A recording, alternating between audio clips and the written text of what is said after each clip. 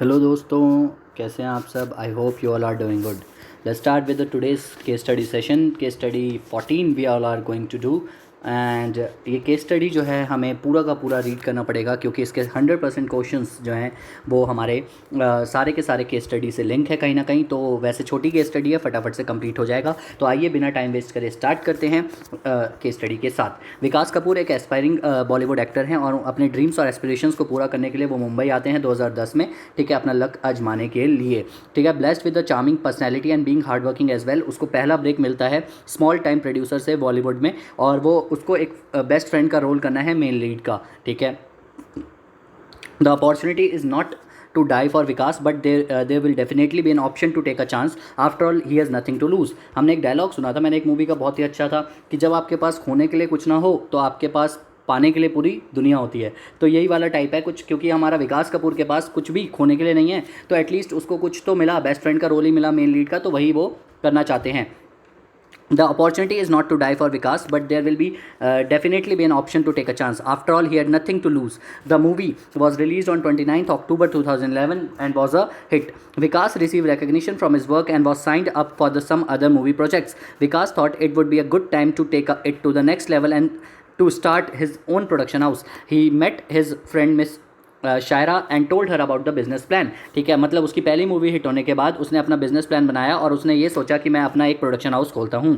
She like the idea and encourage him to pursue it. On 16 Feb 2013 Vikas ने अपनी company incorporate कर दी, जिसका नाम उसने रखा Vikas film private limited, that is VFPL। ठीक है, the company was incorporated with the share capital of 10 lakhs। The vision of the company was to premier production house and the mission of the company was to provide quality entertainment. VFPL जो है उसने अपना पहला film start किया दिल से दिल तक। ठीक है भाई, आगे बढ़ते हैं। विकास जो था वो न्यूयॉर्क में था और वो शूट कर रहा था एक item number of his upcoming film when he remembered that Shayra's birthday, जो उसकी दोस्त थी, उसका बर्थडे आ रहा है। ठीक है, Vikas was in love with her, was in love with her and wanted to propose to her on her birthday. He thought that what could be a better way to do that than to gift her some jewellery. He took the opportunity to stop by Gazelle, a famous jewelry store in New York. The price of the gold on that day was US $50 per gram, which were higher than the prevailing rate in India. Moreover, the rupee was depreciated और $1 का ₹80 जो है वो rate चल रहा था उस particular week में जब उसने सोना खरीदने का सोचा। और सोने का जो रेट चल रहा था वो चल रहा था $50 per gram. But he did not want to compromise and settled for less and he brought a necklace of 80 grams। उसने 80 ग्राम का सोना खरीदा उस दिन। ठीक है भाई, करता है प्यार मोहब्बत में कर रहा है बंदा। Okay, while standing in the payment his eyes stuck a rose made up of silver weighing 30 grams. The rate of silver on that day was $20 per gram. ठीक है, he wanted to buy something for himself. After all, he has never been overseas before. He has always dreamed of buying a branded watch with a platinum finish, and so he bought one worth rupees कह रहा हूँ $550 along with the silver rose. He thought of wearing it, but he was already wearing a watch. He thought that they should not wear it as there is a risk of damage while in transit. Vikas arrived in India and walked through the green channel. अब देखो, सबसे पहला उसने क्या क्या खरीदा, आओ यहाँ पर एनालाइज करते हैं। सबसे पहला उसने क्या खरीदा, एक तो उसने अपनी सो कॉल्ड गर्लफ्रेंड के लिए कह लो, या फिर अभी गर्लफ्रेंड बनी नहीं है, दोस्त है उसकी सिर्फ, ठीक है, लेकिन वो मन में सोच रहा है गर्लफ्रेंड बन जाएगी। तो $, उसने जो है 50 पर ग्राम के हिसाब से 80 ग्राम सोने का उसके लिए नेकलेस खरीदा। ठीक है, दूसरा सामान जो उसने खरीदा, दूसरा सामान उसने खरीदा जो सिल्वर का जो एक रोज़ स्टक था, वो समथिंग कुछ खरीदा उसने, और ये खरीदा $20 पर ग्राम के हिसाब से। तो दो चीज़ें हो गई, एक ये, और एक तीसरा उसने $550। तो अगर आपको यहाँ पर मैं आपको बता दूँ, यहाँ पर बैगेज के प्रोविजंस अगर आप लगाते हैं तो उसने कहीं ना कहीं लिमिट से तो ज़्यादा खरीदा, मतलब ड्यूटी तो उसको पे करनी ही पड़ेगी। अभी बैगेज के प्रोविजंस भी मैं आपको नीचे जाके अगर इससे रिलेटेड क्वेश्चन होगा तो वहाँ पर बताऊंगा, डिस्कस करेंगे अपन। लेकिन मैं फिलहाल इतना बोल रहा हूँ, बैगेज के प्रोविजन से तो बैगेज के प्रोविजन जिसको आते होंगे, जो सेकंड ग्रुप ऑब्वियसली आप दे रहे होंगे तभी आप ये कर रहे हैं, या फिर कई बच्चे नहीं दे रहे होंगे, तो मैं आपको बता दूँ कि बैगेज के जो रूल्स हैं उसमें एक लिमिट होती है कि आप कस्टम्स एरिया से जब आप लेके आ रहे होते हो तो एक लिमिट तक अगर आप ला रहे हो तो ड्यूटी फ्री है, अगर लिमिट से ज़्यादा ला रहे हो तो आपको जो है ड्यूटी पे करना पड़ता है। तो ग्रीन चैनल से तब आप तभी ला सकते हो जब आपका ड्यूटी फ्री हो और आपको 1 भी रुपया ड्यूटी नहीं देना। अगर आपको ड्यूटी पे करना पड़ेगा तो आपको रेड सिग्नल चैनल से लेके आना पड़ता है। तो यहाँ पर इसने क्या करा, ग्रीन चैनल से लेके आया, जो कि गलत था, और पामला के तहत अब इसको पेनल्टी लग सकती है, क्योंकि अपन ने जब पामला पढ़ा था तो उसके कुछ जो शेड्यूल्स थे उसमें मैंने पढ़ा हुआ है कि अगर कस्टम्स का के साथ कुछ गलत करते हो, कस्टम्स में कुछ गलत करते हो, तो भी आप पामला में अटक सकते हो। तो यहाँ पर आपका ग्रीन चैनल से आ गया, तो एक गलती तो मैं विकास की आपको बता सकता हूँ। यहाँ पर आगे बढ़ते हैं। मीनवाइल इन इंडिया, इंडिया में क्या चल रहा है, एक और वो है कंपनी है DRPL, that is dreamland reels private limited, one of the oldest companies in Bollywood industry, is engaged in the production and distribution of films all over India. The film making process involves production, distribution, and exhibition. Exhibition is when people see a movie in the theater. For the exhibition, DRPL would tie up with the various multiplexes and single screen theaters, collectively referred to as exhibitors. मतलब DRPL जो है एक one of the oldest companies है Bollywood industry की, ऐसी production house है, और वो प्रोडक्शन करती है और डिस्ट्रीब्यूशन करती है फिल्म्स का इंडिया में, और वो सबसे पुरानी मानी जाती है। मतलब एक तरीके से आप डोमिनेंसी उसकी मान सकते हो। लेकिन आगे बढ़ते हैं, उसके बाद देखते हैं क्या बोला गया है। With the rise of multiplexes single screen theatres, the market share of DRPL has come down to 35%। मतलब इसका तो मार्केट शेयर गिर रहा है भाई, ये डोमिनेंसी में कहीं पर भी नहीं है। क्योंकि आप देखो कहीं ना कहीं इसकी डोमिनेंसी अगर होती तो मार्केट शेयर इतना ना गिरता दूसरों के आने की वजह से, क्योंकि जो डोमिनेंट पोजीशन में होता है वो कहीं ना कहीं दूसरों को गिराता है, वो खुद इतना नहीं गिरता, कि गिरता भी है तो थोड़ा बहुत, यानी कि इतना ड्रास्टिक चेंज आ जाए कि इतना ज़्यादा गिर जाए। तो ये आपको एक हिंट मिल सकती है यहाँ से। DRPL is all set to release its mega starrer film hero number 1, जो गोविंदा की आई थी आई गेस, वो 25 दिसंबर 2015 को निकालने वाले हैं वो। While hero number is going to release soon, DRPL is another project, उनकी एक और प्रोजेक्ट फिल्म है which is nearing completion and they wish to release on 14 Feb। ओहो 14 Feb मतलब वैलेंटाइंस डे पे, with the title love tales. Okay, what could be the better occasion than Valentine's day to release a film with a plot on modern romance. DRPL called for a meeting with the exhibitors to discuss the release of hero number 1। DRPL put for the condition, अब यहाँ से बहुत important है, DRPL ने condition डाल दी कि before the single screen theatres that if they wanted to purchase the rights of the hero number 1 they also have to purchase the rights of the love tales. मतलब अगर आपको hero number 1 देख के rights चाहिए, दिखानी है, उसको show करना है, उसको अपने मूवी में थिएटर्स में दिखानी है, तो आपको साथ में लव टेल्स का भी राइट लेना पड़ेगा, लव टेल्स को भी दिखाना पड़ेगा। ठीक है, और ये जो है नॉन नेगोशिएबल कंडीशन है। मतलब नॉन नेगोशिएबल मतलब यहाँ पर आपको कोई नेगोशिएशन नहीं होगा कि देख लो, ठीक ठीक लगा लो, ऐसा कुछ नहीं होगा। यहाँ पर कुछ नहीं चलेगा, यहाँ पर सीधा सीधा आपको एक्सेप्ट करना होगा, कोई ठीक ठीक लगा लो नहीं चलेगा। यहाँ पर आपको दोनों माननी है तो मानो, वरना जाओ घर जाओ। ठीक है, some of the single screen theatres, कुछ लोग जो थे वो एग्री कर गए कंडीशन में, जबकि सबको, कुछ लोगों को जो है लिक्रेटिव लगा और उन्होंने मना कर दिया। अनफॉर्चुनेटली द वंस जो जिन्होंने मना किया उनको ना हीरो नंबर 1 मिली और ना लव टेल्स मिली। ठीक है, आगे बढ़ते हैं। विकास अब इंडिया आ चुके हैं और VFPL was ready with this film दिल से दिल तक, और उनकी फिल्म भी दिल से दिल तक तैयार हो चुकी है, और वो भी 14 Feb को ही दिल से दिल तक जो है करना चाहते हैं, दिखाना चाहते हैं थिएटर्स में। ठीक है, VFPL invited exhibitors and observe that various single screen theatres had decline the invitation. Vikas then learn that the same was due to the fact that single screen theatres have already purchase the rights of the love tales under the condition put forward by the DRPL which was also to be release on February 14, 2016। Vikas was taken aback and he thought that though DRPL as well as DRPL was a well-known banner, but how could they do that? He thought of this an extremely unfair move by the DRPL's part. He decided that he had to do something about this. He appointed a lawyer, Rohan Kumar. Rohan heard the case and advised Vikas to report the same as DRPL has contravened the provision of Competition Act. बिना questions को पढ़े, बिना इसको कुछ पढ़े मैं ये बता सकता हूँ, या आप भी ये सोचिए कि ये क्या कॉम्पिटिशन एक्ट का कहीं से भी गलत काम इस्तेमाल किया है? आपको क्या लगता है? भाई मुझे तो नहीं लगता इन्होंने कॉम्पिटिशन एक्ट का कहीं से भी गलत काम किया है। रीज़न, सबसे पहली बात, वो डोमिनेंसी में नहीं थे। दूसरी बात, नॉन नेगोशिएबल जरूर उन्होंने कंडीशन रखी थी, लेकिन कहीं पर भी ये कंडीशन नहीं थी कि किसी और को एक्सेप्ट नहीं करोगे, किसी और का काम एक्सेप्ट नहीं करोगे, ऐसी कोई कंडीशन नहीं थी। तीसरी बात, यहाँ वहाँ पर कोई भी ऐसी कंडीशन नहीं डाली गई थी कि एक्सेप्ट करना ही करना है, कोई और चॉइस नहीं है आपके पास। अगर कुछ लोगों ने मना किया था ना, तो बाकी के और भी मना कर सकते थे। तो यहाँ पर कॉम्पिटिशन एक्ट में जाके कोई फ़ायदा नहीं है, लेकिन ठीक है, एप्लीकेशन अगर फाइल करिए तो करिए, आगे देखते हैं क्या होता है। It was December 2016।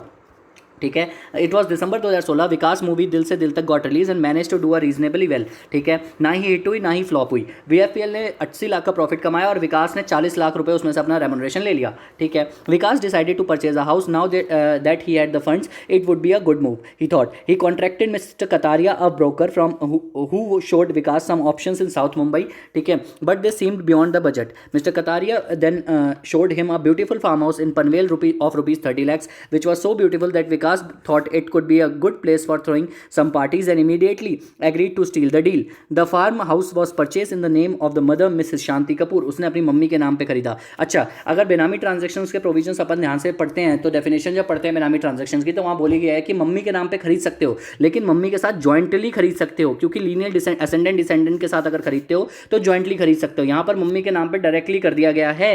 ठीक है, तो बेनामी ट्रांजैक्शन के प्रोविजंस कहीं ना कहीं आपको हिट कर सकते हैं. Vikas paid the money from the remuneration he earned and also paid mister Kataria his brokerage fees of 5 lakh. ठीक है, ब्रोकरेज फीस दे दी उसने कतारिया को 5 लाख रुपए. Mrs Shanti Kapoor thereafter, उसके बाद शांति कपूर ने क्या किया, रीट्रांसफर कर दिया प्रॉपर्टी को विकास के नाम पे. ठीक है, शायरा वॉज थ्रिल्ड.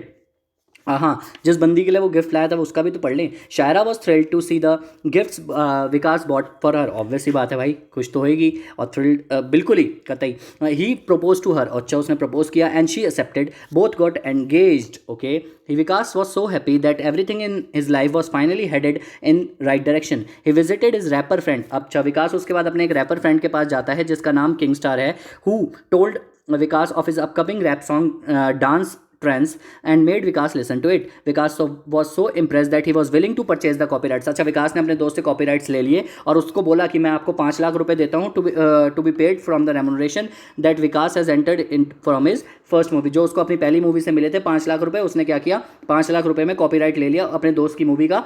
ठीक है, सॉरी, अपने दोस्त के गाने का जिसका नाम था डांस ट्रेंड्स. ठीक है, आगे बढ़ते हैं. Okay, king star was ready. King star जो था वो रेडी था साइन करने के लिए और बाकी बात हो गई, सारी बात खत्म हो गई. And Vikas made him sign the copyrights in favour of Shayra. ठीक है, कॉपीराइट्स किसके फेवर में आए, शायरा के फेवर में. आगे बढ़ते हैं. I am really sorry. आगे बढ़ते हैं, क्या बोला गया है. Miss Kataria was glad that he could earn. Miss Kataria was glad that he could earn 5 lakh from Vikas, and he felt it like an achievement. His nephew Ranjan pleaded him to lend him some money. Mr. Kataria gave him 5 lakh as a loan, and Ranjan signed a document to return it to Mr. Kataria. Ranjan used that money his uncle had given him, and with an additional sum of 3 lakhs. मतलब देखो उसने क्या किया, mister Kataria को जो 5 लाख रुपए मिले थे ना विकास से, जो मिस्टर कतारिया कौन थे, जो बिल्डर था जिन्होंने घर खरीदवाया था, फार्म हाउस खरीदवाया था विकास को. ठीक है, उन्होंने क्या किया, अपने एक नेफ्यू को दे दिया रंजन को, जिनको कुछ पैसों की जरूरत थी रंजन को. ठीक है, और रंजन ने 3 लाख रुपए और लिए. ठीक है, अपने एक अंकल से, लेकिन वो 3 लाख जो लिए वो अनअकाउंटेड मनी थे. मतलब वो एक तरीके से बेनामी कह लो, बेनामी मनी कह लो, या फिर ऐसा पैसा था जो गलत कामों से कमाया गया था, किसी को भी इसके बारे में नहीं पता था. ठीक है, और उससे उसने क्या किया, एक गैराज खरीदा in Nagpur in his own name. Ranjan was happy and finally आगे काम बढ़ा उसका. ठीक है, देखते हैं भाई एमसीक्यूज क्या कहते हैं. सबसे पहला MCQ, DRPL has kept a condition in front of the exhibitors who were single screen theatres to purchase rights of exhibiting both the movies hero number 1 to be released on December 25th, that is Christmas, and Love Tales to be released on 14th Feb, that is Valentine's Day.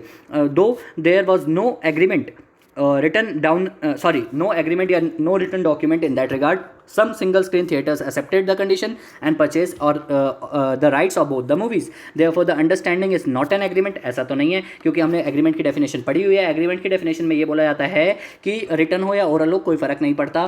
ठीक है, enforceable हो या non enforceable हो कोई भी फर्क नहीं पड़ता. एंटी कॉम्पिटेटिव एग्रीमेंट है नहीं, ऊपर ही मैंने ये बात बता दी. Is a void agreement to the extent of single screen, नहीं ऐसा भी कुछ नहीं है. And is a valid agreement, yes it is a valid agreement, क्योंकि कहीं पर भी जोर जबरदस्ती नहीं है, कुछ भी नहीं है. ऐसा नहीं बोला गया कि किसी और का काम नहीं लेना, बस उन्होंने एक कंडीशन रखी. वो अपना बिजनेस ग्रो करना चाहते हैं यार. अगर आप एज ए हर एग्रीमेंट को एंटी कॉम्पिटेटिव की नज़र से देखोगे तो कैसे कोई बिजनेस करेगा.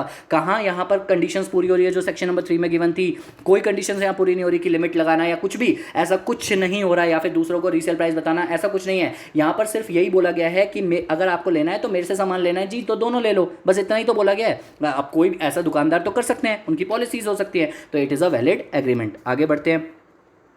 दूसरा, DRPL is one of the oldest companies in Bollywood industry that is engaged in the production and distribution of films all over India.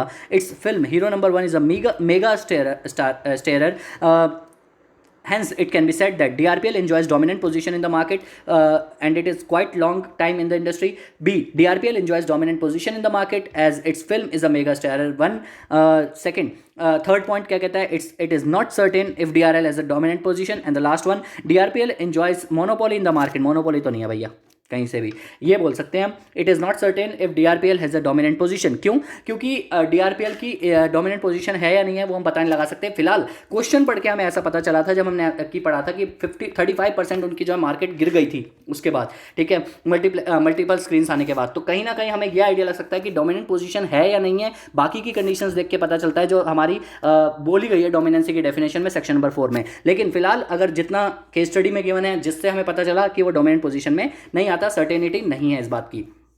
तीसरा, is mister Kataria liable for committing a बेनामी ट्रांजैक्शन? नहीं, कतारिया ने कहीं से भी गलत काम नहीं किया। उन्होंने 5 लाख रुपए अपने ब्रोकरेज की मेहनत से कमाए थे विकास से, और उन्होंने वो पैसे लेकर रंजन को दे दिए। रंजन ने बाद में, रंजन के अंकल ने 3 लाख रुपए जो थे वो गलत तरीके से थे। No, because he is not a party to the crime, hence तो ये थर्ड का ए ऑप्शन हो जाएगा, ठीक है। इसके बाद फोर्थ क्या कहता है? Shayra wishes to earn a royalty by assigning the copyrights of the rap song dance trends the same is. कहता है शायरा जो है वो अर्न करना चाहती है रॉयल्टी असाइन करके कॉपीराइट्स, तो क्या वो कर सकती है? Not possible. शायरा कैसे कॉपीराइट्स को असाइन कर सकती है? तो ये हमारा इसका नॉट पॉसिबल होगा कॉपीराइट्स, ठीक है। उसके बाद आगे बढ़ते हैं। तो शायरा जो है वो विश कर रही है कि वो रॉयल्टी अर्न करना चाहती है, तो it is not possible, okay. Last, under which of the sections of the competition act 2002 can Vikas file his case? अच्छा, विकास फाइल कर सकता है केस तो फाइल कर सकता है, उसमें कोई दिक्कत नहीं है। कौन कौन से सेक्शन के प्रति कर सकता है? हम सबको पता है, section number 3 anti competitive, 4 dominancy और 19 के हिसाब से ऑफ द एक्ट के हिसाब से फाइल कर सकता है। तो इन 3 सेक्शंस के हिसाब से फाइल कर सकता है। तो कौन कौन से section? Section number 3 anti competitive, section number 4 यही कि डोमिनेंसी है या नहीं, और सेक्शन नंबर 19 जहाँ इंक्वायरी होती है एंटी कॉम्पिटिटिव की और डोमिनेंसी की। तो इन 3 सेक्शंस के तहत उसके ऊपर कार्रवाई होगी, ठीक है। सिक्स्थ क्या कहता है? Evaluate the Panvel farm house transaction done by Mr Vikas Kapoor and Mrs Shanti Kapoor. If the transaction is valid justify the reasons, if not valid suggest the course of action. सबसे पहले तो ऊपर ही मैंने आपको बता दिया बेनामी ट्रांजैक्शन की अगर आप डेफिनेशन पढ़ते हो तो वहाँ बोला गया है कि अगर प्रॉपर्टी को बेनामी तभी माना जाता है अगर वो होल्ड करी जाती नहीं है jointly with the linear ascendant descendant. मतलब ये बेनामी है because it was not held jointly with the mother in law, ठीक है। जो एक्सेप्शन मदर कह रहा हूँ, सॉरी मदर इन लॉ कह रहा हूँ, मदर अपनी मम्मी के साथ उसको जो है जॉइंटली होल्ड करनी थी, क्योंकि लीनियर असेंडेंट एंड डिसेंडेंट की उसमें आ जाता है। जब आप बेनामी ट्रांजैक्शन की डेफिनेशन पढ़ते हैं सेक्शन नंबर 2 में, तो वहाँ पर आपको मिल जाएगा, ठीक है। उसके एक्सेप्शन में गिवन है डेफिनेशन की, तो इस एक्सेप्शन में वो फॉल नहीं करता क्योंकि जॉइंटली होल्ड नहीं करता है और प्रॉपर्टी को होल्ड नहीं करा गया है मम्मी के साथ, ठीक है। अब सजेशन क्या है भाई? सजेशन तो ये है कि अगर मम्मी के नाम पे करना था तो एज अ गिफ्ट भी दे सकते थे। दूसरी बात, एक तो ये सजेशन है, दूसरा सजेशन ये हो सकता है कि जॉइंटली होल्ड कर लेते, तो ऑब्वियसली फिर तो हमारा बेनामी ट्रांजैक्शन की एक्सेप्शन में फॉल कर जाता, तो वो बेनामी ट्रांजैक्शन नहीं मानी जाती। That's it. Next question, is Vikas Kapoor guilty of an offence under the PMLA? Yes, मैंने आपको बता ही दिया था, क्योंकि उसने जो हमारे बैगेज के प्रोविजंस थे उसको फॉलो नहीं किया था। अब बैगेज के रूल्स क्या कहते हैं? बैगेज के रूल्स ये कहते हैं कि कोई अगर इंडियन सिटीजन होता है, तो 50,000 रुपीज़ तक का सामान लेके आ सकता है, ठीक है। पर्सनल सामान तो वो चाहे जितना चाहे उतने रुपीज़ का ला सकता है, पर्सनल इफेक्ट्स तो वो जितने चाहे उतने रुपीज़ का ला सकता है, उसकी कोई लिमिट नहीं है, ठीक है। दूसरी चीज़ अगर उसको लानी है, मतलब इसके अलावा कुछ और लाना है, तो वो 50,000 रुपीज़ तक का ला सकता है, ठीक है। और अगर वो 1 साल से ज़्यादा रहा है, तो 50,000 के साथ साथ वो एक्स्ट्रा जो है ज्वेलरी ला सकता है, और वो कितनी ला सकता है? 20 grams in case of man, 20 grams ला सकता है 50,000 रुपीज़ तक का, ठीक है, जिसकी वैल्यू 50,000 रुपीज़ की होगी। और अगर वुमेन होती तो 40 ग्राम्स तक का ला सकता है, जिसकी वैल्यू जो है 1 लाख रुपीज़ तक की होगी। तो अगर मैं आपको बताऊं, इसको कंक्लूड करूं, तो बैगेज में क्या क्या ला सकता है? एक तो पर्सनल इफेक्ट जो थे वो तो कितने भी लिमिट तक की ला सकता है, उसमें कोई लिमिट नहीं है, ठीक है, क्योंकि वो पर्सनल सामान है जो अपने कपड़े वगैरह होते हैं। उसके अलावा अगर कोई और मटेरियल लेके आ रहा है, ठीक है, जो अदर देन प्रोहिबिटेड मटेरियल्स, ठीक है, तो उस केस में हमारा जो है 50,000 रुपीज़ तक का ला सकता है, क्योंकि वो इंडियन सिटीजन अगर है तो, ठीक है। उसके अलावा अगर अगर अगर अगर अगर अगर वो 1 साल से ज़्यादा रह के आ रहा है, तो वो ज्वेलरी के लिए एक्स्ट्रा लिमिट दी गई है बैगेज रूल्स में, और बोला गया है कि अगर मैन है तो 20 ग्राम्स का 50,000 तक रुपए का 20 ग्राम्स 50,000 रुपीज़ तक की लिमिट का, और अगर वुमेन होता तो 40 ग्राम्स 1 लाख रुपीज़ तक का ला सकता है। तो अगर 50,000 1 लाख, ठीक है, इसके हिसाब से हमें देखना है। तो अगर आप देखोगे तो वो 3 सामान जो वो लेके आया, एक तो ज्वेलरी लेके आया 80 ग्राम्स तक की, दूसरी वो एक सिल्वर का वो लेके आया है 40 ग्राम्स अप्रॉक्स का, और तीसरा वो $550 का वो लेके आया, क्या लेके आया? $550 का वॉच लेके आया है और ₹80 का उस दिन रेट चल रहा है, $1 इक्वल्स टू ₹80। ठीक है, तो ये प्रोविजंस तो मैंने आपको बता दिए। एक बार आंसर देख लेते हैं, इससे आपको और अच्छे से आइडिया लग जाएगा। तो 3 चीज़ें लेके आया है। गोल्ड नेकलेस लेके आया है 80 ग्राम का, ₹50 पर डॉलर के हिसाब से, और 4000 विच 3,20,000 आता है जिसका रुपीज़ में। ठीक है, दूसरा 30 ग्राम्स जो है सिल्वर रोज़ लेके आया है जो $20 का लेके आया है, $600 जिसकी वैल्यू जो है रुपीज़ में 48,000 आ रही है, और वॉच लेके आया है जिसकी वैल्यू $44,000 आ रही है। तो वही मैंने आपको रूल नंबर 5 बैगेज का बताया जिसमें सारी बात बोली गई है। लिमिट्स भी वही है, देखो अगर आप पढ़ोगे तो। ठीक है, 50,000 1 लाख रुपीज़ लेडी पैसेंजर्स के लिए, वो सारी लिमिट मैंने आपको बता दिया है। तो यहाँ पर आपको रेड चैनल से नहीं आना था, रेड चैनल से आना था, ग्रीन चैनल से नहीं आना था, लेकिन विकास जो है ग्रीन चैनल से निकल जाते हैं। तो ड्यूटेबल गुड्स होते हुए भी इसलिए विकास ने ऑफेंस किया है कस्टम्स एक्ट में, और कस्टम एक्ट में अगर किया है तो सेक्शन नंबर 3 में पामला की डेफिनेशन जो मनी लॉन्ड्रिंग की है वो बताई गई है। उसके अलावा प्रोसीड्स ऑफ क्राइम की डेफिनेशन बताई गई है, और लास्ट में यही बोला गया है कि paragraph 12 of part A of the schedule of PMLA, उसके अंदर यही बोला गया है कि अगर कोई बंदा section 135 of the customs act का गलत काम करता है और उसमें फॉल्स डिक्लेरेशन, फॉल्स डॉक्यूमेंट्स देता है, तो उसे शेड्यूल ऑफेंस माना जाएगा अंडर द पामला। ठीक है भाई, आगे बढ़ते हैं, लास्ट देखते हैं। लास्ट क्वेश्चन क्या कहता है? लास्ट क्वेश्चन कहता है VFPL has reported DRPL for contravention of the provisions of the Competition Act 2002. Please examine the case and elaborate your findings. भाई मैंने ऊपर ही बता दिया था कि कॉम्पिटिशन एक्ट में वो नहीं माना जाएगा। क्यों? क्योंकि एक तो पहली बात वो डोमिनेंट पोजीशन में है ही नहीं। दूसरी बात, अगर वो डोमिनेंसी मान भी ले, एक तरीके से मान भी ले, बाकी की चीज़ें पूरी करता भी है, क्योंकि क्वेश्चन में केस स्टडी में पूरी बातें नहीं लिखी हुई, तो भी उसने कहीं से भी एंटी कॉम्पिटेटिव एग्रीमेंट नहीं किया। क्योंकि अगर आप सेक्शन नंबर 3 में जाते हैं और वो सारी कंडीशंस पढ़ते हैं तो वो कहीं से भी ऐसा नहीं है जोर जबरदस्ती करी गई है। उसने सिर्फ और सिर्फ नॉन नेगोशिएबल एक कॉन्ट्रैक्ट रखा है, एक एग्रीमेंट रखा है, जिसको एक्सेप्ट करना है करे, नहीं करना नहीं करे, कहीं से भी जोर जबरदस्ती नहीं है। तीसरी बात, उसने कहीं से भी ये नहीं बोला कि किसी और का काम नहीं लेना, कहीं से भी लिमिट नहीं लगा रखी, किसी तरीके की कंडीशन इंपोज नहीं कर रखी दूसरे को लेकर, जिसकी वजह से कंपटीशन हैम्पर हो पाए। ठीक है, और चौथी बात, इसके अंदर एक और बात है कि विकास जो है 14th के अलावा कोई और डेट भी ले सकता है और वहाँ 15th को रिलीज कर सकता है। उसके पास और ऑप्शंस भी हैं रिलीज करने के, और उसने 14th को भी करी तो उससे कोई फर्क नहीं पड़ा, उसमें उसकी मूवी में अच्छा खासा कमाई ही हुई। ठीक है, तो इसके हिसाब से किसी भी तरीके का जो है कॉम्पिटिशन एक्ट में किसी भी तरीके का गलत नहीं किया गया है, और यही सेम आंसर ICAI ने भी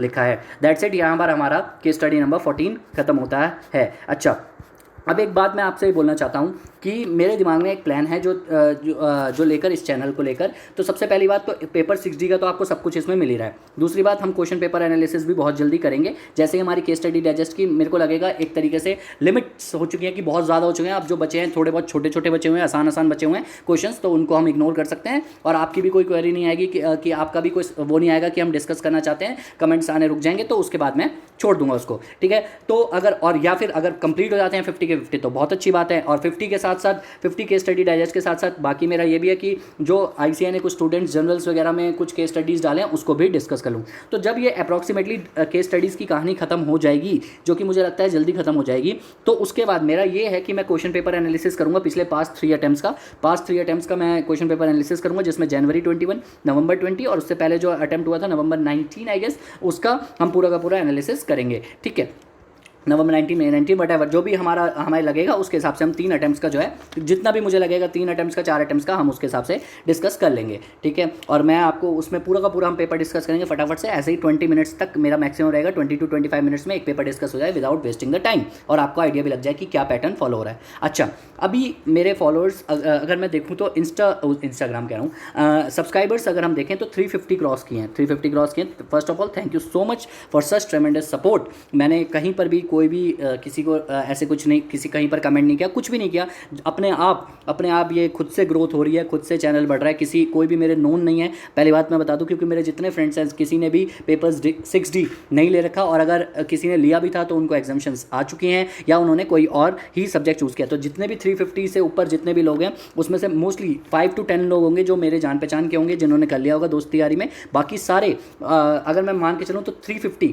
अप्रॉक्सीमेटली 350 अगर मैं लेके चलूँ तो वो सारे अननोन हैं, जिनको मैं नहीं जानता, उन्होंने खुद से किया आफ्टर वॉचिंग माई वीडियोज़। ठीक है, और बहुत ही अच्छा रिव्यू भी मिला, बहुत ही अच्छा कमेंट भी किया, बहुत सारा लोगों ने दुआएं भी दी, और बहुत अच्छे से जो है डाउट्स भी पूछे, और हमने क्लियर भी किए, डिस्कशन भी किया। ठीक है, तो thank you so much, thank you so much. उसके अलावा मेरी ये कोशिश है कि जैसे ही हमारे 1K सब्सक्राइबर्स हो जाते हैं तो मेरे ख्याल से उस टाइम हमें एक कम्युनिटी टैब मिल जाता है। जब आपके 1K सब्सक्राइबर्स हो जाते हैं तो वो कम्युनिटी टैब मिल जाता है। उसके बाद मैं ईजिली MCQs वगैरह पूछ सकता हूँ। तो जैसे ही मेरे 1000 सब्सक्राइबर्स हो जाएंगे, जैसे ही मुझे कम्युनिटी टैब मिल जाएगा, मैं आपको बता रहा हूँ, मैं आपको प्रॉमिस कर सकता हूँ इस बारे में कि अगर उस टाइम तक पेपर नहीं हुए या पेपर हो भी जाते हैं तो नवंबर वालों के लिए कर सकता हूँ मैं ऐसा, ठीक है।